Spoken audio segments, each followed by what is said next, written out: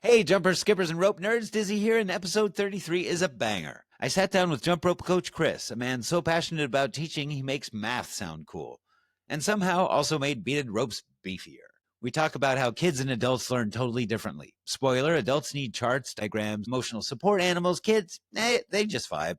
We also dive deep on autism, social anxiety, and how Chris turned it into his coaching superpower. Also, the Tricktionary Plus app, jump rope physics, and why loose handles equal smooth combos. It's equal parts nerdy, heartfelt, and hilarious. So let's jump in. Episode 33, Coach Chris, let's go. I travel a lot. We can probably get into this later, but funnily enough, a lot of people from all over the country think I'm Australian because of the way I do this in my sentences. And I think it's from the amount of public speaking I've done that I've picked up a bad habit, and now I sound Australian, apparently. I don't think I do. You can't call it a bad habit or Peter's going to come for you. That's not quite what I meant, but I realised how that would come across. PETA and Papa Joe, yeah. Well, Jump Rope Coach Chris, thank you so much for joining me on the Jump Rope podcast. I'm just thrilled to have you here. I have heard endless good things about you and your coaching and Tricktionary Plus, and so I'm just excited to be able to dive in and learn more. Thank you very much. I'm glad to be here. Yeah. Well, first of all, I want to say, hell yes to your mission. Like, your mission on your website says you want to bring jump rope and its benefits to as many people as you can. And I can't applaud you enough for that. Like, knowing what jump rope does for me, the idea of giving it away to other people, it's just good on you, man. Thank you. Yeah, I think that key word is that the giving. I picked up jump rope nearly 10 years ago, and I fell in love with it instantly. I tried many, many sports before that and never felt anything that really clicked for me. And when I did find jump rope, and I then discovered it's not really a thing here in the UK, I was like, I need to tell the people about this. Like, I need to get it out there. I need them to feel how I felt. And it's just been a constant downhill roll of how much more can I keep doing this and doing this and doing this. That's what we're doing. Giving and giving and giving. Yeah. Well, you do a lot. I mean, I have heard a lot through meetups. Like, you do a lot of in-person events. And I know a bunch of people that I've talked to on the podcast have attended some of those events and just talked about what a magical time it is to get together with other people who are like-minded, and you don't have to explain like why you jump rope as an adult. Everybody knows that shit already. Yeah, I love the meetups. I love bringing people together that are from entirely different walks of life that otherwise would not have interacted. Their paths would not have crossed, and they become the best of friends. And it's all because of a plastic piece of rope. And I find that really magical. And I enjoy just being a facilitator for these connections. And there's a lot of learning of jump rope that happens, but there's also a lot of connections between people, and it's multinational, multi-generational. I love it. It's so much fun. Yeah, that's one of the reasons I love this podcast, is just to get to know people more than just that little 30-second window you get on Instagram every other day, Yep. Yeah. So I'm curious, before we talk about like your coaching, you personally and your own jump rope, like, do you practice? I would call that a complicated question. It is. So you know how they always say you should be careful that if you do something that you love as a job, it stops being fun, and you have to be very careful. Right. I went from jumping like 4 hours a day for myself, working on everything I could possibly imagine every day as my hobby. And then I started doing it as a job and having the company, and the amount of time I would spend on myself went there was just other things. So I was always working on jump rope in different forms, whether it was theoretical or with clients and stuff, and learning more things about jump rope. But my personal practical practice definitely took a hit at that point, and it's been up and down ever since. Something I'm still working on, but yeah, I'm very methodical. So once I get things locked in, they do stay pretty locked in, but that's not an excuse for not doing it as often as I would love to do. There's never enough hours in the day is how I would kind of conclude that, really. Yeah. I know for me, like, there's magic in the bounce, like just being able to get out and bounce and flow to music and not necessarily have a specific agenda. But for me, it's so important for my mental health. And you mentioned that on your website, like mental health benefits as well. And I wonder, like, if you don't get that time for yourself to just go out and flow or work on your own stuff, do you still get that benefit by teaching other people and I assume you're jumping a lot all the time while you're teaching too. Yeah. So when it comes to teaching, a lot of it is very theoretical. A lot of clients come to me for understanding things on a theoretical kind of deeper level. So it's a lot more conversational. And I get a lot out of that because I love really kind of getting into the nitty gritty. You know, it's the Yeah. same when you have people in fandoms that like to discuss things at such a deep level. I Right. get a lot of benefits from that because I really enjoy sharing it and seeing that connection the other person makes with it. And then, you know, the meetups, there's the much more practical approach to coaching, which I also really thrive for. I love coaching. When you go to a meetup and you look over to wherever I happen to be, 9 times out of 10, I'm either trying a new trick or I'm just coaching people because Hmm. I thrive on that Yeah. as much as, you know, I like to see them thrive. So it benefits me in different ways depending on the way Sure. in which I'm engaging with jump rope, you know, whether it's personally or for the benefit of other people. But it's Hmm. always positive, which is the thing I love the most about it. Yeah. It's the amazing thing about the community in general, right? I mean, like jump Yeah. rope itself is so positive, but the community is magical. Like Yeah. the amount of love and support. I love the fact that when I was growing up, that there was this kind of stigma about not being too much online and that it's harmful to be engaging online, especially with strangers, right? Hmm. Right. That was a big thing when I was growing up. And now we like actively welcome strangers into our little community. And Right. it's really positive. It's like really good for us to be engaging and spending this much time online with each other. And I think it's actually beautiful that we can take something that seems dangerous and actually just be adults about how we engage with it. You know, don't Yeah. treat it toxically. And yeah, and it kind of circles back to the meetup thing because that is what leads to people finding other people Yeah. offline and building real connections. And it's beautiful. Yeah. I think there's something so special about that positive approach. You know, it's like Hmm. you go in patting people on the back, getting, getting encouragement from other people. There's something really great about the positivity. And I think because there's not this worry about policing and stuff like that, Yeah. the whole community rises, like it's like the rising tide floats all boats. That it's welcoming to those sort of beginners so they can feel like they can approach anybody. And it doesn't matter whether you're an athlete or a coach or just a massive enthusiast. People just love to share what they're learning, what they're working on, and what's Mhm. their favorite thing. So people can just learn from each other, and it's really inclusive in that respect. It's really positive, you Yeah. know. We're all Yeah, hyping each absolutely. other up online and offline, Yeah. so I love that part about it. Yeah. It's so great. So you have several things that you do now, like you're doing coaching, you have the jump rope Mhm. company. So Yes. you're manufacturing and selling jump ropes, and then you also have the Tricktionary Plus app, which you Mhm. can talk a little bit about. So do you sleep? Do you have time to eat? If you speak to anyone who knows me semi well, they'll know that busy is like if you looked up the word busy in the dictionary, you'd see a picture of me next to it. Got And if it. you saw the picture of the word sleep, you'd say the opposite is Chris. Okay. Yeah, I do work a lot. I've had to learn to work on that, Mm. pun intended. But yeah, I'm very ambitious. So I like to have these different projects, Mhm. but it never feels forced, you know? So Sure. it always feels like it comes out of a need to do something that I think has a genuine purpose to it. So, Mhm. like, for example, with the ropes, there's a few people who know that there was a time where I point blank never intended or had anything in my mind about ever selling ropes. I never saw it as something that I could then Sure. capitalize on.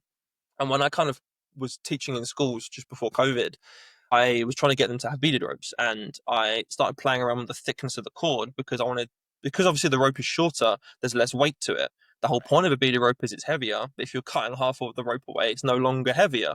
So I was like, oh, what if we just increase the thickness? That will kind of compensate for it being 2 foot shorter, and the kids just learn so fast. So I stuck it in my own rope and was like, maybe this is good. And I just never looked back. So it kind of gave me this purpose that these ropes genuinely feel different to what's already out there, and Yeah. they're helping people in a very tangible way. So I want them to be in the world, and everything I do in the business kind of centers around that kind of value of, does this actually bring value to other people, Right. or it's not a cash grab kind of business. And that helps me keep the passion alive so I don't feel like I'm just working a job. Yeah. I'm building something for other Yeah. people.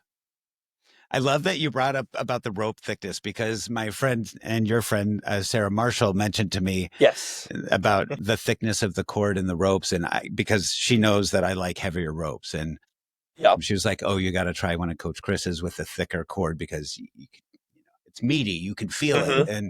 And for me, I love the added feedback. And I think that's probably part of the reason that kids are learning faster or people are learning faster. But Yeah, I for wondered sure. if you could kind of speak to that. So yeah, so for the last 20, 30 years that beaded ropes have existed, they've always just been kind of the same. There's never been this kind of huge industry for it to really need to evolve. It was just, this is a beaded rope. And they always kind of came in at about 110 grams, maybe. That was just the weight of it when you added those particular materials together. And that's better than a PVC rope. It always has been because it is heavier. But yeah, when I started experimenting with the ropes for the kids because they're shorter, I just bought a different material for the cord that was just thicker, so it kind of just fit through the beads. Right. And yeah, like I said, I noticed how much more beneficial it was, how much quicker they were learning. So I tried it on my own rope. I loved how much feedback it had, how much smoother it was. So then I started kind of doing more research into it. So the one we ended up settling on in like September 2020 was a material that's entirely different. It's very expensive to purchase, but it's very dense. So it doesn't kind of crowd the inside of the beads, like the inside of the hole. Nice. It's Yeah. nice and Which can tight. cause hangups and stuff when you're spinning. And Exactly. And it's completely stretch resistant. It doesn't get affected by water as much. And it is practically unsnappable. In the fact that in the like 6.5 years I've been selling ropes, I don't think I've had a single person email me saying, hey, my rope snapped. Like yeah. for the beaded, it's just strong enough. So I've Nice. always been really a big advocate for it deserving to exist and it needing to exist. And Yeah. as you've seen in the community, a lot of people have learned significantly faster. I found, especially with working with clients directly and seeing it firsthand, Right. that they learn faster as soon as they get hold of that thickened cord. Yeah. And to this day, it's still the only rope that I use. I was in the gym earlier, and I don't touch any rope except for a thickened cord. I can't. Yeah. It feels weird now, It after does, so doesn't long. it? Yeah. Like I have some ropes that I ordered from major manufacturers that I like, and they make good ropes, but they use 1/8 inch cord, and Yeah, it's really light. And it just like with a lighter PVC, you have to really concentrate on moving your wrists more, right? Like you yeah. have to, because you don't have that same level of feedback. And like, there is obviously a place for those types of ropes. For example, when I was training earlier, I had a 4 mil PVC, and if you have the right finesse, you can get a lot out of it. But the context was always, there's far more beginners in the world than there are experts in jump rope, and that'll Hmm. always be true because that's the Hmm. same for every sport. So I prioritize focusing on those people, Yeah. and never looked back. So Yeah. I'm very, very proud that I made that thing happen That's so and awesome. brought out something into the world that was not there before, you know. Yeah. And it's actually helping people accelerate. Yeah. Oh, So do you personally design all the ropes? so over the last like 5 years, there's been a lot of kind of collaboration. I've had different employees at different times and Hmm. best friends that have kind of helped along with the business, and Hmm. there's always been a collaborative approach to make sure we take the best of the best ideas. Yeah. Because I'm a strong believer if you've got one person making all the decisions, they're going to be bad decisions more often than not. Because it's Yeah. always a good idea when it's your idea, authorship bias. Right. So there's different people all the time, whether it's my partner or it's my employees, that help us come to the best decisions. And with the ropes especially, fun fact, I'm colorblind, which is the most Oh, ironic thing about designing colorful ropes. So yeah. it's very helpful to have other people's input in designing them so they are Yeah. pretty. Are you red green colorblind? I'm actually red green and a little bit of like the purples as well. So Interesting. pretty much every color I confuse with some other color in some time or Yeah. fashion. So Yeah. that's fun. And that's fun. When I was young, I worked at a bookstore, and my coworker was colorblind, and Right. we had green carpeting. And one day I said, "Oh my God, I can't believe she replaced all the carpet with red." And he was like, "Totally. I don't." She Yeah, didn't. Yeah, I was that's messing with funny. it. When we was in school, like in a high school, we call it secondary school here. We had like these blazers, and they Hmm. were like a dark burgundy color. Now, Hmm. because I'm green colorblind, it means that the red receptor just doesn't fire enough, so red Hmm. looks darker than it should do. So I Okay. thought they were like practically black. Hmm. And my best friend in like the last year of school became a prefect and got a black blazer, and it took me like half the school year to realize he was wearing an entirely different color blazer because they look the same. Yeah. Interesting. That's so interesting. So let's talk about your coaching a little bit. Like, Okay. do you do in-person and remote coaching? Yeah, it's a kind of mixture, hybrid. So the in-person coaching is a lot rarer just because of the nature of the business, because it's Mhm. so international. Sure. So when people happen to be in the right location at the right time, I love to coach in person. Mhm. We obviously have done the workshops every couple of years. We've done like these big workshops and brought people together, and it's a lot of fun teaching people in person like that. It's very raw being able to help them and see the progress happen, in front of you. Right. But the vast majority is online, which obviously makes it accessible to whomever. Hmm. So that's what I tend to focus on most Hmm. on the day to day. Are there special challenges? Do you have to do anything special when doing remote coaching? I assume it's over something like Zoom. Yes, yeah, it is. So the biggest challenge is just that, let's say someone's in person, right, and you're coaching, and Hmm. you say something and it doesn't click. Now, the bad thing to do would just be to repeat yourself. The less bad thing would be to reword it. But sometimes the best thing to do is just physically come up to them and say, move your hand physically here, for example. Right. And Sure. sometimes that tactile approach is what people need, because it's a Hmm. very tactile thing that you're learning. Not Yeah. everyone can have this kind of listening approach or this visual approach. Some people just need to Sure. move my hands here and this works. And for example, Hmm. with coaching kids, that happens a lot more than online. So I don't tend to Hmm. teach kids online as much for that exact reason. They need Sure. that tactile element. Yeah, that makes So when sense. you're coaching online, you have to think of clever ways to work around that. And Hmm. a lot of clients will happily testify that I have some of the most ridiculous analogies for every aspect of jump rope. Like, I have a ridiculous analogy for everything, because if you remember it and it sticks in your head, you then won't forget it. Right. Like when you're learning to cross, I always have this analogy of imagining a scooping ice cream, your favorite flavor. So I've that really heard gets you to someone dig your talk hands. about, yeah, your ice Exactly. cream scoops. That Now, makes so much sense, though. And actually, it helps right? me because So, I found I was tripping on crosses, and it was because I yeah, wasn't scooping. I was kind of like trying to let the motion of the rope carry it around, you know? yeah, exactly. Some people just kind of hold their hands there. Some people flick up as well when they Yeah. jump. So that scoop really gets you to go down, because you can attach it to something you already know that you can't forget. Right. So I have all these like ridiculous analogies, and it's like, how the hell do you think of those? And it just helps Yeah. give you a framework so it's not completely abstract. Hmm. And that's how I've kind of gone through the challenge of it being through a screen. Hmm. Sure. Yeah.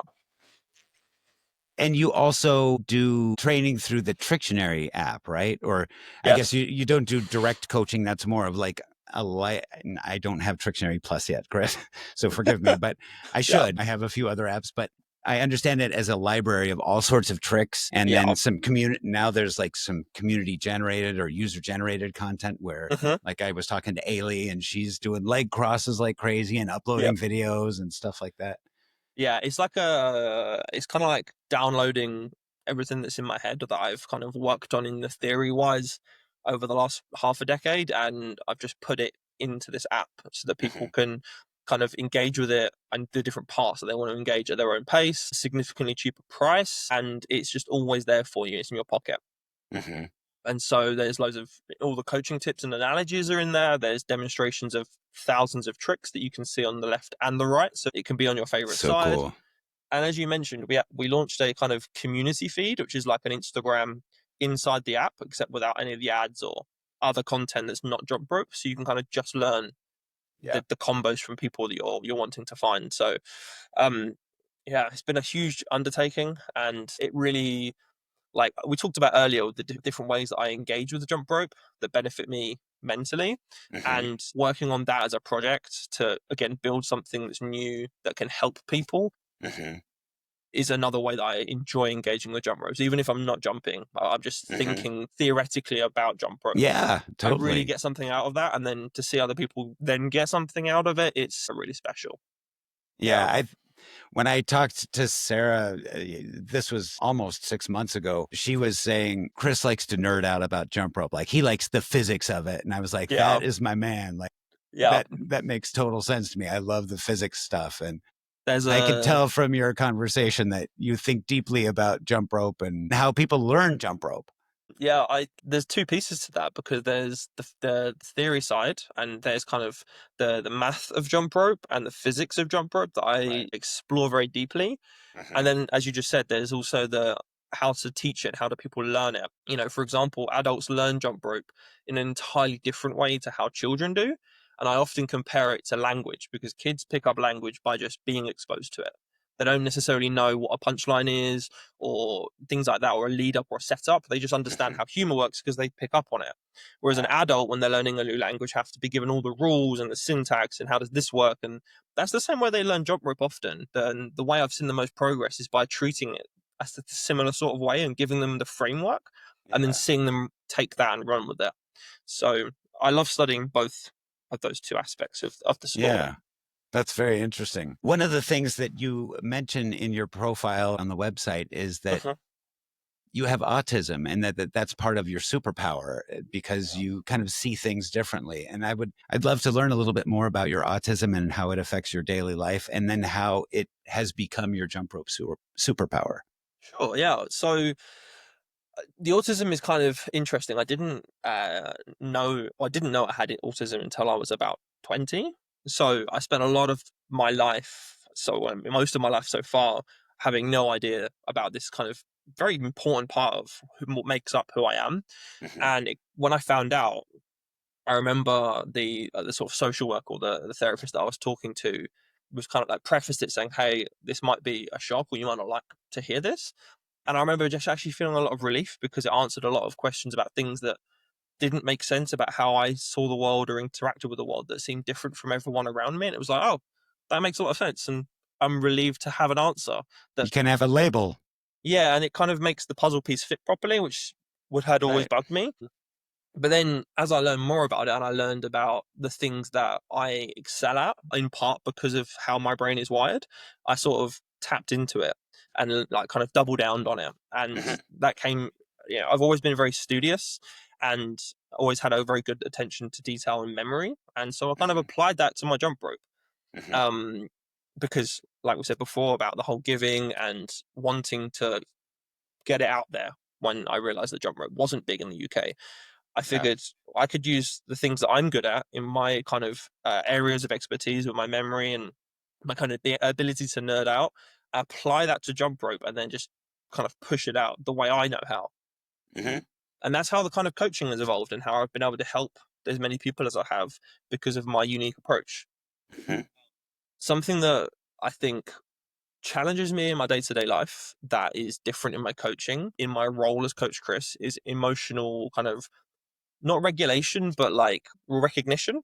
So, one thing that a lot of autistic people have struggle with is being able to recognize, say, empathy, for example, or Sure. how someone else might be thinking in a situation Hmm. and kind of interpreting emotions. And when I step into the role of Coach Chris, it kind of strips away because there's a very clear goal and purpose to the actions and the conversation that's happening. So when I'm with a client, I can kind of pull that away, and the sort of directness of the coaching is something that people appreciate because they know that there won't be fluff, for example, or if something's bad, I'll call it out, and I'm not uncomfortable about doing it because it doesn't even occur to me because of my autism. Do you know what I mean? Like Right. Like you're basically calling it like it is and you're not like soft pedaling it. exactly. And so when you couple that with the nerdiness of the nerding out of it, it kind of forms this interesting dynamic to the coaching that allows people to really excel because we just kind of cut to it in the most kind of straightforward way.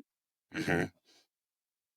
So I find it like when I step into that role, I have a lot of fun. And I actually feel like some of the things that I struggle with in a more social setting, I stop worrying about because everything's so much clearer in that exact kind of setup that I've built around. Because you have a framework kind of. Exactly. I have a framework where I understand what can be said, what should be said, and how the role Mhm. between the two people there works. So Yeah. I have a lot of fun with that. And then you step out of it and you go into sort of Chris mode and the challenges kind of resurface again. And it's like you have to learn how to be a normal person. Yeah. I was curious, one thing I've seen in a lot of autistic people that I've known is social anxiety of some sort. And I wondered if that affects you. I mean, you're known for organizing all these meetups and stuff. And I wondered, like, are you an introvert or an extrovert, or do you kind of So force it? Yeah, I think part of it comes down to having a really solid network that understand me and are able to push me and help push me without it being obvious that they're pushing me. Mhm. So that's a big part of that. But I think it comes down to these two roles, like the Coach Chris kind of character that I step into, the role I step into, and then the personal Chris. Mhm. So the personal Chris suffers with a lot more social anxiety. You know, for example, I went to the gym tonight at like 7 because I knew we had this call, and that's something I would never normally do because it's far too busy for me to be in a gym skipping. You know, very clearly making obvious that I'm there because of the noise of the rope, for Mhm. example. I always love to go gym at like 11, 12 in the night because I know no one's going to be Yeah. there. No one's going to be judging me, even regardless of how cool or bad the tricks might look. So social anxiety is a big thing that I do have to tackle. I always enjoy smaller social groups. If there's like say 2, 3 people, I can handle. As soon as it gets to sort of 5 or 6, my anxiety kind of breaks me down a little bit, and it's a lot harder. Anyone who's been to one of the meetups where we've gone for food afterwards, my social batteries are already dead from being in that role and sort of Totally. masking. And I often do become quite non-verbal unless someone brings up jump rope, and then I sort of spring into the theory again. And then as soon as that kind of conversation dissipates, I Yeah. go back to being non-verbal because I Yeah. struggle with that part. So in terms of like organizing meetups and sort of also kind of being at the center of attention when it comes to the Mhm. public speaking aspect, it's very much the Coach Chris role that I've invented that helps me kind of Yeah. circumvent it, Mhm. and I do actually really enjoy that. Like I've It's so learned to cool. enjoy that, but there's still the other side where yeah, he struggles, bless him. Like the social anxiety, it's a big Yeah. piece, I as totally I know get it it. is for many people Mhm. who have autism.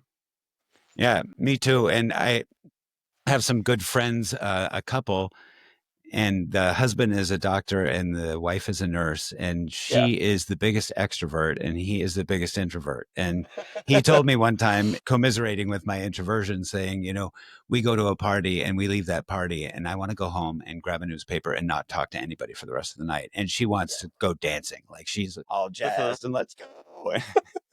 And so I can totally commiserate because I'm that same guy. After I go Yeah. to a conference at the end of the day, I can sit and watch cartoons and be happy as a clam. Yeah, I do get like that sometimes. I get kind of non-verbal and I just want to sort of zone in. And I have my phone, which is often like my kind of comfort blanket. So I can just sit there and I can read or I can Right. watch or whatever it is and just kind of shut out the world and attempt to recharge those batteries. Because Yeah. it obviously is draining, like masking. I don't know if anyone's familiar with that term, but like Yeah. masking as an autistic person is trying to put in that extra effort to sort of go above and beyond to kind of fit into the social norms that you struggle so much with, or at least the ones that you're aware of, you're Right. subconscious to. So that can often be more exhausting than the It's an task act. It's an itself. acting job on top of what you're doing, right? Exactly, yeah.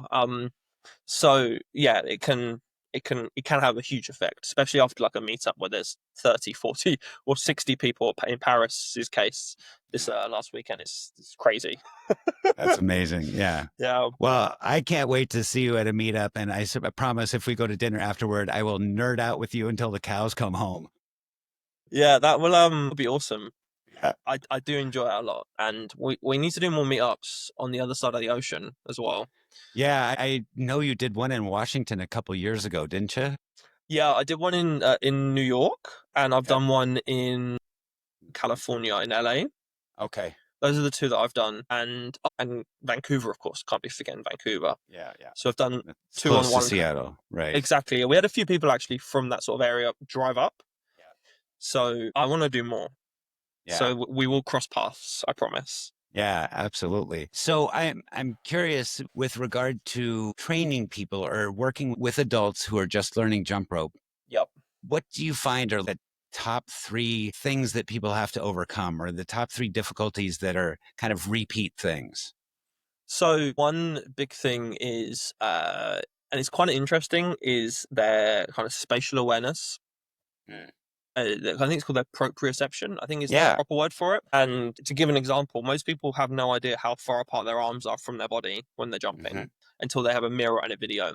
Yeah. And that's such a core piece of how it affects how the rope moves, how long the Hmm. rope needs to be. That's a big thing that kind of have to sort of nip in the bud early on to get them more aware of it. Sometimes there are tricks where your arms do need to be wider. Sometimes there's tricks where your arms have to be incredibly close. So building that ability to know where they are and understand where they are in other places around your body is a big thing that comes up a lot with newer jumpers, because it's not something they've had to experience before if they haven't got a sort of training or a gymnastic background, because why would they, So that's Do you one make big everybody thing. film themselves like as they're practicing? I don't think make them is probably it seems a bit strong, That's but strong. I definitely strongly encourage. Sure. Yeah. Yeah, even if it's just private, because it is one of the best ways to progress without any help from anyone else, is just see it for yourself and kind of build up that mental image of what it looks like versus how it feels. Because overcoming how it feels versus what is actually happening is that big piece of the proprioception, because it could feel completely right, but it looks completely wrong, and vice versa, Right. Yeah. You could be telling yourself a story here and your body's doing something a little bit different. And I've totally had that happen where I keep whacking myself in the butt coming out of a cross. And what am I doing wrong? And I watch the video and I'm coming out with my hands out too far and the rope's too short and it has nowhere to go but my ass. So I think you've actually touched on there the next kind of big thing, which is breaking down tricks. So the toe catch, and it would work in the example you gave me. The toe catch is the second single biggest thing that I teach beginners again and again and again, because being able to stand still and not jump and move the rope around you and get into a toe catch position 9 times out of 10 means you can then look down at everything in sort of a freeze frame around you and study it. Is this hand too high? Is it further from your hips? Is it reaching under all 10 toes? And most of the answers are there. But if you have that kind of new beginner habit of, as soon as you trip, you just reset and you kind of don't give it a second to like reflect, you miss that opportunity if you didn't film it. Sure. But the benefit of doing it in the moment is you know how it feels because you're literally in that moment. So you're like, okay, that felt bad because it hit my ass on this side. So there's something going on with it going this way. And then that really informs you to train better and practice purposefully. Yeah. So those are the two big things. I'm trying to rack my brains for a third because those two are so important. I think the third thing is just actually the third thing's more theoretical because those two are very practical. The third thing is that jump rope has a math to it. Math isn't hard when taught properly. I'm a big advocate that most people are just taught math badly, and so that's why they don't engage with it very well. I totally agree. We use math in every part of our life all the time, but we just don't think about when we're doing it. And so in jump rope, there's some very, very basic rules that allow you to sort of not feel so overwhelmed with the amount that there is to learn. Because when you boil it down to the absolute core kind of unique aspects, there's actually very few parts to jump rope that you have to learn. They just build on each other very quickly to make complex things, but there actually is very few of them. So when you can kind of get past the overwhelming nature of seeing all these different tricks and realizing, like, for example, all mic releases are glorified side swings, for example. And a lot of people find that kind of funny, but it's completely mathematically true. So once you kind of get past that, the crazier mic releases don't seem so scary anymore because it's just the same thing you've already learned, but it just looks a little crazier. But it's the same thing. It's a variation. That kind of exactly, and that's third piece is a big thing that especially people who are very new to jump rope struggle with, because it is overwhelming seeing the vast array of things you can do, but finding out there's a very small subset of things that they actually are, just lots of glitter and whistles and stuff added to them, is almost reassuring that you've got a small way to go, and then it just opens up, and it's not so scary. So that's, I think, the third thing for you. Well, that's really cool. So when you got started jumping rope, you said you started when you were 20.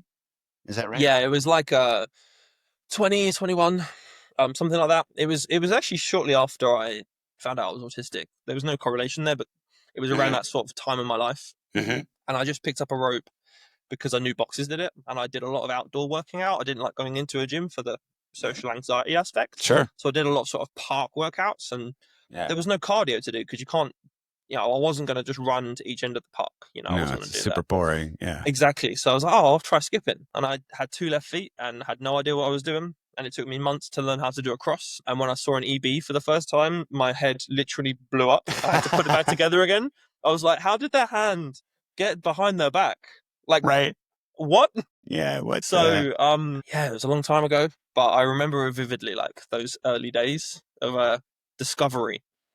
So what was it like? You said you had tried several other things, exercise wise or fitness wise, but Yeah. jump rope was the thing that really stuck. What was it about it? Like, was it fun? So there's a few parts to it. I've always been very active. I've always been very into sports, but I've always Mhm. been very into not necessarily the niche sports, but the ones where you can kind of add creativity to them. So Sure. before jump rope, the biggest thing that I was into was skateboarding.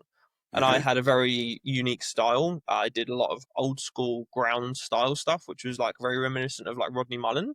So it Okay. wasn't very new generation skateboarding where you're grinding off of surfaces and stuff. It was very flat ground. Hmm. And so I often compare the two sports quite a lot because there's a lot of overlapping similarities. And Hmm. I think that's what got me really hooked on jump rope because I loved skateboarding, but my body couldn't handle it as a growing adult. Hmm. It's fine when you're like weighing 50 kilos and you're a 13-year Yeah. old and you can fall off. But when you Right. get older and you're heavier, it's much riskier to roll your ankle. Hell yeah. So yeah, so that was like the big part. And I've always been into sports like solo sports or solo activities. So like Hmm. running, swimming, table tennis, like single solo things. I've never really gelled with like team sports. I've always Right. struggled with that. I think it must be the social anxiety aspect, Sure. maybe, of not really understanding what's going on, even though Hmm. no one's discussed anything. So Yeah. Yeah. they're just as clueless, but they seem to still understand. So jump rope had that. It had like the solo aspect of it, but it also had the diverse creativity, and you can kind of build a style. And Yeah. it just took me. It just took Yeah. me. I was hooked pretty like instantly. I used to do a lot of sort of gymnastic esque stuff like calisthenics, Hmm. and I was learning both at the same time. And then I remember there being just one point where jump rope just began to take over after Hmm. learning an EB. I think it was. I was like, I need Right. me some more of that. Like Yeah. that it's addictive, that learning tricks. So I learned that, and then it just on kept on going. I learned a double under, and that was amazing. I learned a triple under, and I was like, this is really amazing. Yeah. So it just went down the rabbit hole, and I've never come back up, to be Yeah. honest. So, how far into your journey were you before you decided, hey, I want to start as a fitness coach and I want to teach people to jump rope? So I can't remember like dates or anything, but Hmm. in the first couple of years of doing like the calisthenics and the jump rope, at the time, I remember a specific occasion where I had brought a friend to the gym. Again, it was like a late night thing, and I just wanted to. He wanted to come see what it was about, and I remember teaching him some of the core movements for a couple of like ring based movements, and it sticks. I don't know why it sticks in my head so vividly, but he just commented on how great I was at instructing him on this exercise. And he was like, "You should be a PT." And I was like, "Oh, I had not considered that." And Hmm. in my day job at the time, I was an optician, which again is ironic given I'm colorblind, but I really enjoyed teaching staff and like instructing and building beginners into more competent members of staff. And so it was like, maybe this is a thing I could do. Hmm. So I qualified as a PT over the next sort of year. And then that was kind of the point where I was like, right, I need to distinguish myself because you can either just be kind of a bog standard generic PT or Hmm. you can kind of make yourself unique. And there was actually in my gym two or three PTs that were exceptionally unique and really doing well for themselves because they took that approach of right, this is what I'm going to do and I'm going to do just this. And so I kind of took inspiration from them that maybe I should do that for jump rope. And so I had my first few clients. I then kind of made some connections with a few really amazing jumpers. So Mike Fry, for example, and Hmm. Nate KG, kind of Hmm. on Instagram. And so I kind of lean into, right, if I'm going to do this, I'm going to do this properly. I've always been someone who's very, again, methodical and wanting to do things the proper way. So at that point, maybe like a year or so later, I flew over to the US, to LA, and Hmm. I spent like a week with the two of them and was like, if I give you some money in dollars, teach me everything you know about jump rope and how to teach jump rope. And that's what happened. So then Hmm. I came back and I was like, I need to just digest this and process it and then my mission begins. And that's kind of what happened like That's so mid awesome. 2019. And yeah, it's just been going further down the rabbit hole ever since from that. And I'm very grateful for the time they invested in me back then because I was, even myself, still very much a learner. I had big Hmm. ambitions. I was still very much like, you need to learn the basics, you need to master things yourself. And Right. I just had that studious, ambitious mind that they were like, right, we're going to feed this and see what happens. Hopefully, it goes in the direction that he's promising. And I'm just trying to live up to that ever since, live up to the promise I made them. That's amazing. I love that story. I'm curious, as you were learning, like what were the challenges for you in learning tricks? Like where did you have Yeah. trouble? So if you scroll far enough back on my Instagram, and this is a long time ago now, Mhm. you can see when there was a shift in my form. And that's kind of point two and point one about like hand position and technique. Mhm. And I struggled with the same thing. It took me years before my correct, like proficient technique really locked in. And it was after spending time with Nate and with Mike and going over the sort of the physics of how this actually works at a deeper level. And you can see in the videos how my form went from like point A to point B to point C, where it then ended up being like the best version of itself as I was kind of unlocking Mhm. the understanding of my body. Um, so What were the yeah. things in your form that were tightening up? Was it hand position or was it So one thing was hand position. So naturally, everyone's arm starts out wide, and in the videos, one of the things I'm kind of smiling at because I can picture it is I had the hair right. So Yeah. I would make the rope short, so short that it would literally graze the bun. And the only way to make the rope longer is to bring your arms in, right? That's why we make the rope Right. shorter to Right. force the arms in. My Right. hands literally were touching my hips, and I was like this. They were down low. Like, I'm not going Like to stand hooked in up, your but belt loops? they were literally. I don't know where my elbows went. They must have gone on vacation because they were so unimaginably close. Because I just wanted to get the form where I could force the rope the way it was. Now you can see in my videos, it's much more relaxed. They're where they need to be or where they want to be for Mhm. whatever I'm doing. Mhm. But I have the understanding of how to move the rope in this direction Yeah. rather than like in on a round motion. And it was because Yeah. I just forced my hands in so far they couldn't get any further in, and it just looks ridiculous when I watch it back. And then a big thing is, aside from that, is learning how to hold the handles much more loosely. And this is a big thing. It's a big Oh, tip. If I could give you a short yeah. tip, is let go of your handles. Not like a Mick, but like just don't grip them for dear life. Because a lot of Right. beginners learn that they want to go fast, they want to be powerful, they want to be energetic, so they Right. hold on for God, Do you see them doing this, like holding the whole handle? not necessarily the shape of the grip, but just the fact that they're gripping so tightly. Okay. And some of it is the whole arm being very tense because their Yeah. arms out wide, so their arm locks. But even then, it's just having a tight grip. And I can compare this to badminton. I've learned badminton the last year or so, and I've had to Mm. learn that you hold the badminton racket with an incredibly loose grip, and you use just the fingertips to control how It's you a how you hit tap. it. Exactly, and it's the same with jump rope. You pinch with your thumb and your index finger. The rest just rests on the handle. Mhm. Even when you're doing like a double under, you do not need to grip the handles. And Yeah. learning that and realizing changes everything about how you jump. And you can see it when you watch certain videos of people. Like once you realize how it makes the rope look, the way the rope moves looks entirely different with someone's gripping the correct way versus inefficiently. Doesn't it look so much smoother? It looks more fluid Yeah. when it's done right. So to give you the like best possible example is someone like Devon from We Jump Mhm. Rope or Mhm. Mike, people who hold the handles just the right way, and regardless of whether they're going fast or slow, because some of their combos are very fast or very powerful, the rope looks like it's effortlessly moving around them because what they're doing is they're letting the rope do the work. They're Mhm. guiding it rather than leading it. And that's a big Yeah. part of it, regardless of how fast you're trying to go. They have that finesse, Yeah. and that's one thing I can remember really like understanding and unlocking at a certain point. So it is like cringy watching old videos where like I thought my form was good Yeah. and it was very like different to how it is now, you know. I know what you mean. And I've done that same thing, gone back and watched old videos. And the one thing I will say though is a couple of years ago, I would have looked back at those videos and been embarrassed. Like, oh my God, I was so terrible. But the truth is I showed up and I tried and I was Yeah, making progress and I'm a little bit better the next day and a week down the road and whatever. And so I got to give props to everybody who's out there being hard on themselves. Like you are yeah, showing up. So yeah. I that's love that important. aspect of jump rope online that people document. They very much document, especially in their first Yep. like 6 months of jumping, where it's very much I'm showing up, I'm just getting it done. Doesn't matter how bad it looks, how good it looks. We celebrate the wins, we celebrate the losses, and we just get it done.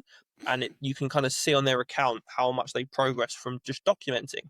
Hmm. And it comes back to what we talked about with filming yourself and just being allowed to see it and not be too uncomfortable with it. you know. Mm-hmm.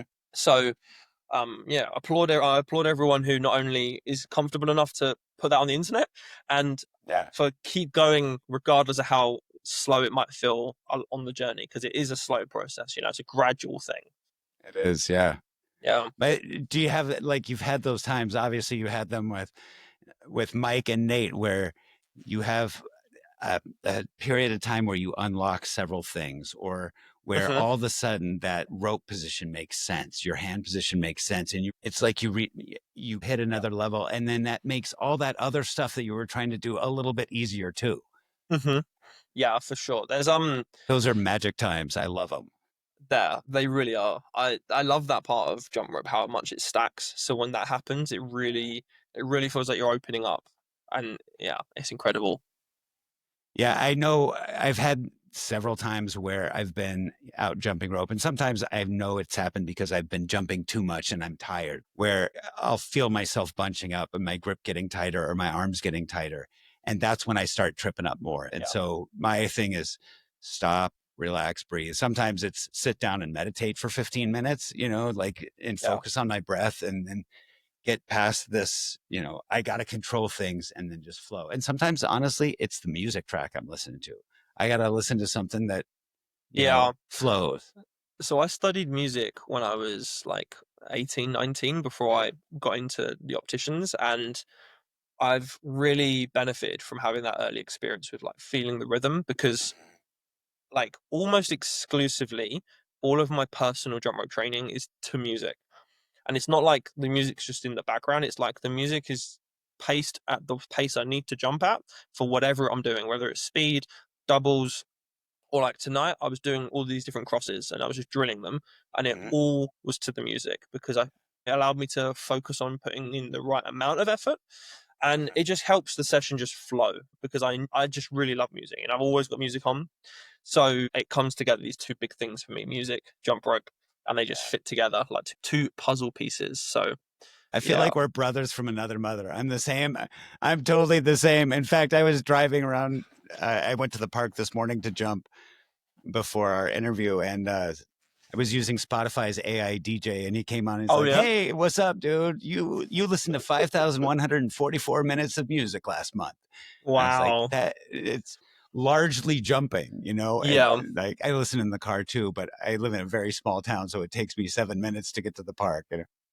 I So remember like during COVID, where I was doing a lot more jumping than I have been in recent years. I remember my Spotify Wrapped being these completely random songs, and it was yeah, because I'd filmed combos to the songs because they had the yeah, just right tempo. right, And I must have listened to these individual songs like 1,000 times, more yeah, than anyone would ever want to listen to a specific song.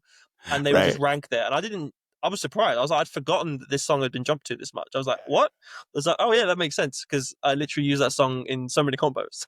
Yeah, I totally had that happen at the end of last year too. It was like my number one song was "Numb Encore" with, That's a good song. yeah, it's a good song. And then I had "99 Problems" by Jay-Z as well. I was listening to that earlier. Yeah, I it's was a doing fun some one to jump multiples. to. Yeah, that's really, I love anything with like a really strong beat, and that one's really like, Yeah. yeah, really raw. I love that one. Yeah. Yeah, I Good saw Aaron choice. Jumps 365 jump to it one time and I hadn't heard the song and I was like, "Oh my God, I got to Yeah. download that and go to the park." Yeah, yeah. I've got a play. So in the app, I have curated playlists for this exact purpose. They're all Yeah. different speeds, and so those are the ones I use for my workouts now, because I've always tried to categorize and do it. And then Mhm, I was like, I should put that in the app because it's something I use all the time. So I mhm, know it's helpful. mhm, So that's what we did, and it's what I use in every single workout now, because I know exactly what speeds I need for this exercise or for this like practice thing that I do. mhm. And so yeah, Anna was telling me about that on that last podcast, and I yeah. didn't know that as a feature of Tricktionary, but that you had curated playlists Yeah. that were curated by beats per minute, right? So I use Spotify because they have like an Mhm, API that you mhm, can kind of research with. So I built my own database of so many thousands of songs, and then we kind of handpicked all the ones that have like really good rhythm to them, because it's mhm, important they have the right sort of time signature and the right mhm. strong beat. And then we sort of curated like our own little playlists, and we inserted them in the app, so they're kind of right here. And That's so cool. they go up every 5 BPM, which from coaching experience, at those sorts of speeds, 5 BPM is pretty much the minimum kind of threshold for noticing a difference. So if I've got one song that's 100 BPM and a song that's 101, you're going to almost not be able to differentiate when you're jumping. Sure. So the songs in those playlists kind of float around that number. So sometimes they feel faster, sometimes they feel slower. And if you go up a playlist, you'll notice that increment. So it's really good for working out. I like to jump up this playlist. I'll bump up a playlist when I want to then just turn up the heat a little bit. And I love it. And I recommend it, obviously, because I find it useful and it works. Yeah. Well, I'm sure you'll see my order for Tricktionary Plus come through soon. I hope to see you on there. Yeah. So do you have other features like planned for Tricktionary Plus, or what's next for it?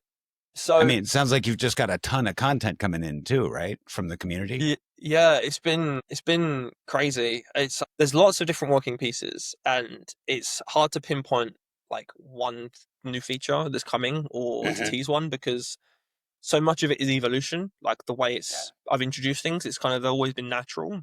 The music was probably the most recent like new feature we added, Sure. So I've got a lot of other kind of tiny bits planned. So I don't want to spoil anything. Sure. But there's going to be a lot more features in there that kind of are tangential to the music. Okay. That's all I'll say. But yeah, I know one feature that Anna mentioned that I thought was really cool was sort of like the gamification stuff, like the challenges where you have like a daily challenge, right? And then people can go on a streak with the challenge. There's a kind of funny story, a history to that. So yeah, in the app, I figured that to stop it from being overwhelming, people love to be told what to do in pockets of things. They love to just be given a direction, because I myself am the same. If I don't get told what to do, I get overwhelmed with the choices. Right. So in the app, there is a daily challenge, and it's one trick, one combo, which is a combination of 2 tricks, and then there's one challenge, which is like a sequence or a combo in the traditional sense. So you can kind of pick which one you want to do, or you can do all 3, or you can do all 3 on both sides, like some people do, which are crazy, and fair play to them. And you can kind of build a streak, and then you can earn badges if you get to certain sort of milestones, like 30 days or 100 days. There's some people that have got like 500-day streaks, and it blows my mind, because I don't program what's going to happen tomorrow in there. It's completely random. Sometimes it is evilly hard. Like, and I'm like, I'm so sorry. And people just do it. And I'm like, fair enough. Fair play to you for doing it, regardless of, like, one day it's footwork. The next day it's a mic release. The next day it's like, okay, it's this one-handed wrap under your leg. And I'm like, what? I don't remember filming that. That's way too hard. But yeah, the idea spawned way back before even COVID. We had like a small group of us, and we had formed a group chat on WhatsApp.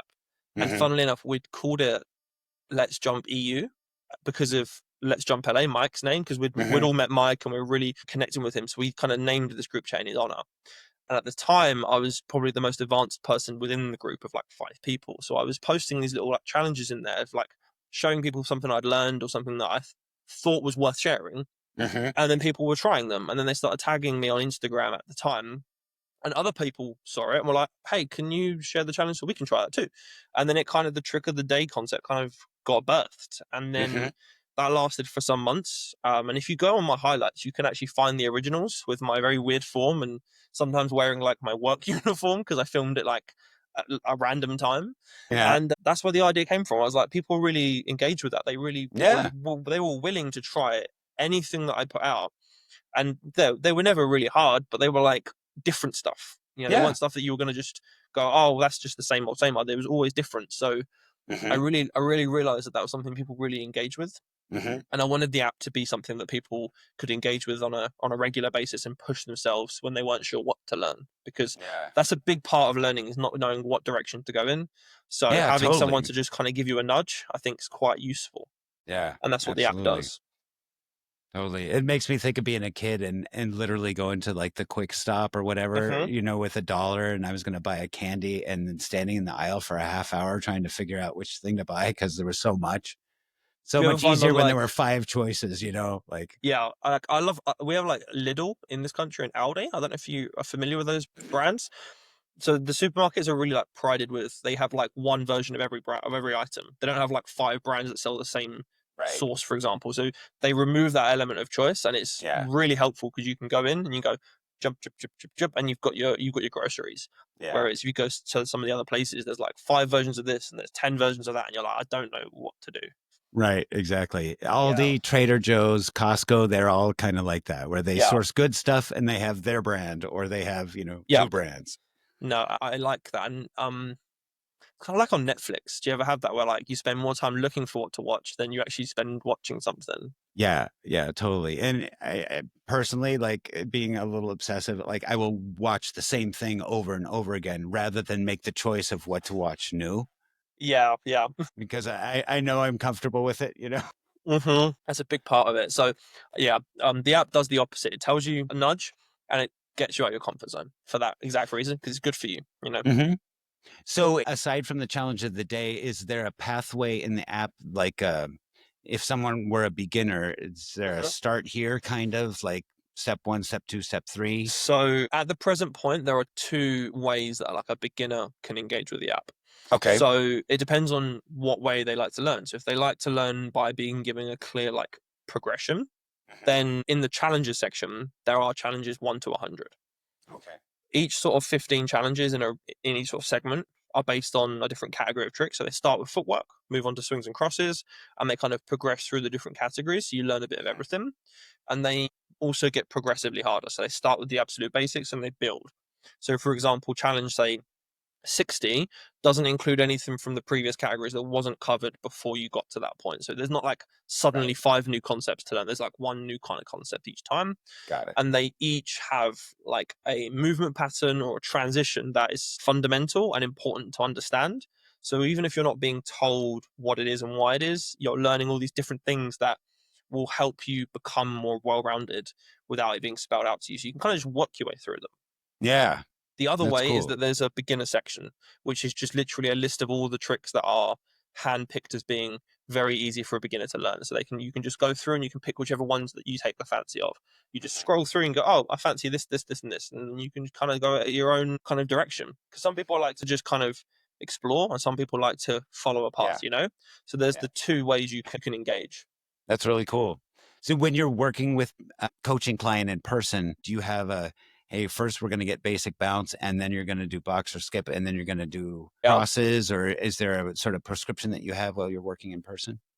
So I have a loose like curriculum, maybe Mhm. is the right word, and so after I sort of establish what it is that someone wants to get out of the coaching and out of jump rope, it then informs me what pieces of the curriculum will kind of go through. So obviously, like technique and form is one of the big pieces that's like a non-negotiable because it will make anything you want to do easier to achieve.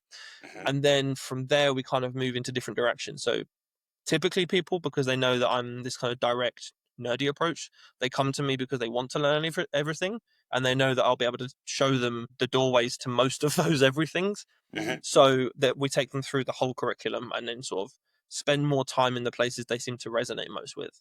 But there is a certain order to things that helps them build so that as they get to the more advanced things, they have everything they need already sort of learned.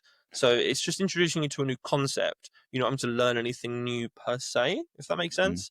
Yeah, Whereas if you sort of jump around and you start with something that seems cooler but it's harder and it has lots of these kind of underlying principles, you can either just go for it and then not really understand it and then potentially injure yourself, or you can kind of just get stuck in a bad habit. So there is kind of a curriculum to that I give clients so that they can progress in the most helpful way possible. Because ideally, the goal of the coaching is to no longer need me, and be able to teach themselves because they have the understanding of the principles. So if they see something new that we've never talked about, they can go away and learn it and not struggle. And that's the most successful clients I can think of can do that, you know? yeah. That's really cool. I feel like and we talked about this a little bit already, but I feel like I mean, I have so much to learn. It's crazy. Mhm. But I feel like along my journey, there have been these points where, like, I have one weekend that I remembered last fall where just like some things clicked, and Yeah. I was no longer thinking about moving the rope and getting my feet in the right place. That Mhm. was just working, and it freed me up to move my feet in different ways without having to think. Yeah. And getting that flow state was just sort of magic. And Yeah. And I was actually in the park jumping rope, and this couple came from out of town, and they're total, civilians, not jump ropers, right? They're like, this is such a pretty park. And I was like, yeah, I come out here and jump rope all the time. And they said, there's this British lady and she jumps rope. And this has happened to me so many times where I'm talking to Yeah. people, and it's always Lauren, right? Because she's Yeah. been on like Yeah. national news. Mm-hmm. And I happened to have the Fancy Feats app, and I was doing a warm up, and I was like, Wow. is it this lady? And he's like, yeah, that's her. The outfits, the music. It was funny.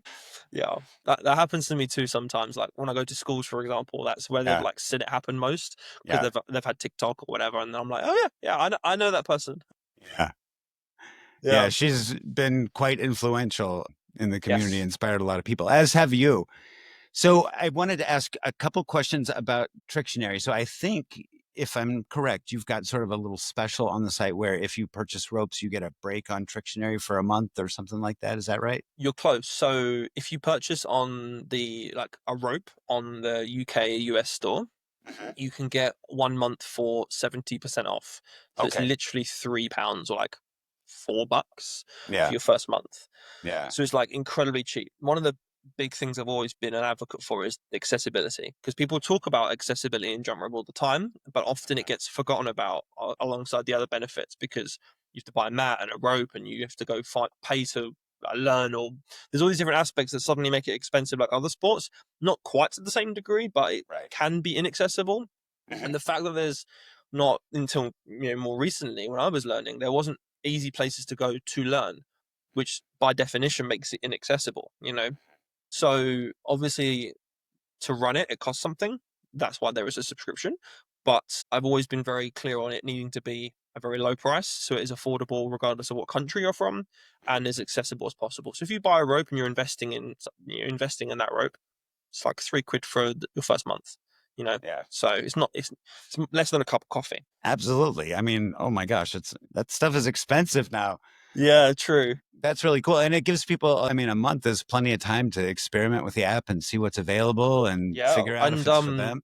We actually recently, like, if you're obviously sharing online and you're inspiring other people, we actually have now a referral scheme. So if someone signs up because they saw you and you inspired them, you both get 50% off for a month. So basically, the next time your subscription comes out, you get a 50% refund. Cool. So I should hit up one of my Tricktionary friends and say, absolutely, give me a discount. Don't give me money, save money, and then learn loads. Absolutely. Yeah. You should ask Anna, because she has it, or Sarah. Yeah. Yeah. Yeah. Whoever hears this first basically is going to message you. Right. Use my code. Yeah. Yeah. Well, that's really cool. So if people want coaching from Coach Chris, best way to engage, go to the jumpropecoachchris.com or yes. So either just drop me an email, which you can just find on the website, I guess. Or if you're like absolutely sold on it and you don't need to sort of have a pre-chat, then you can just go straight to the website, and there's you can just pay for the coaching. And then once you've sort of gone through that process and it's completed, I reach out to you in a couple of days and we sort of get the dates and stuff ironed out. So yeah, it's just right there. But some people, someone can just buy online. Exactly. Yeah. Some people actually do it as a gift. We had someone yesterday order it for their husband as like a birthday gift, which was really awesome, because the gift of a new skill that you're going to learn, which is, I think, really, really awesome. When I was talking to Kathy Jumps, she said, like, what other skill you do as an adult where you feel proud of yourself? Like, you learn these tricks and you have this, oh my gosh, I could do a release or I could do a cross. And that feeling that you had as a kid when you were discovering stuff all the time, it's really euphoric, adult, isn't it? It's amazing. It's like a drug. I mean, it's totally a drug. Yeah. It's a very healthy, safe drug. We should say that now. Yeah, exactly. Yeah, no, it's really awesome. And it never stops. Like, for anyone who's listening that is getting to a point where they feel like it's happening less often, maybe you're hitting a plateau, it never stops. I literally had it 2 days ago in the gym, where I did like a weird multiple that I'd been working on and didn't think I was going to get. And then I got it. And like we talked about earlier, it clicked and I got it and it was easy. And I was like, oh my God, I felt really empowered and really amazing about it. And so it never stops, Well, congratulations. That's awesome. Yeah. Thank you. That's so cool. But yeah, it never stops. That feeling is just amazing, right? I'm sure you've probably had it happen too. I've had it happen several times where I don't necessarily realize in the moment that I got it right. And then I Yeah. go back and watch the video. I'm like, holy moly, I did that? Like, Yeah. that was cool. Actually, that happened last week. So I was at the Paris meetup, and it's been a long time since I've done anything properly in double Dutch because there's no one near me we can really practice it too much. Yeah. So I did like a frog, like a handstand in the ropes, which I haven't done for probably like 2 years in the ropes because it comes down to like the trusting of the two people turning. You know, Yeah. it's a big thing. And you're gonna hit your face on the floor if you don't get it right. Yeah. And I didn't like because there were so many people around me, and I'm in this Coach Chris role. I didn't really stop and think how amazing it was to that feeling until Yeah. like after like maybe the day after I was like, actually that was really cool. I'm really proud of that. You know. Yeah. So yeah, man. Yeah, you're absolutely right. Yeah. That's an awesome feeling. So people can engage with you through the website. You've got a YouTube channel where you post a bunch of educational stuff as well. And then Yep. Instagram at the Jump Rope Coach Chris. Yes. Yeah, you can reach out to me there too. Yeah. Cool. Well, man, I can't thank you enough for spending time talking to me. This has been fun to nerd out in just the short amount of time that we've had, but I'm sure we will connect later on, and I can't wait to talk to you again. Oh, thank you so much for taking the time and having me. It's been a lot of fun.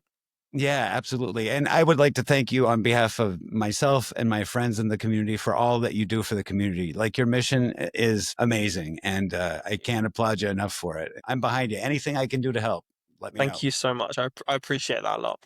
Yeah, absolutely. Well, cheers, man. I hope you have a great evening. Easy. Hey, friends. Thanks for hanging out on the Jump Rope Podcast. We genuinely appreciate your spending your precious jumping recovery time with us. If you had a skip-tastic time, or even if you had a pretty decent time, please smash that subscribe button wherever you get your podcasts. And hey, why not toss us a 5-star rating while you're at it? It really helps new jumpers discover the show. Got friends? Of course you do. Spread the Jump Rope love. Tell your friends, your family, your neighbor, that rando at the grocery store checkout, anyone who needs more jump rope joy in their life. So until next time, keep jumping, keep laughing, and remember, life's too short not to skip with a smile. Catch you in the next jump.